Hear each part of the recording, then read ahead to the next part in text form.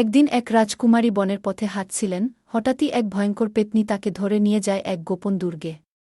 সেই দুর্গের শত শত বছর ধরে পেত্নী অভিশাপের শিকার নারীদের বন্দী করে রেখেছিল। রাজকুমারী ভয় পেলেও হাল ছাড়েনি।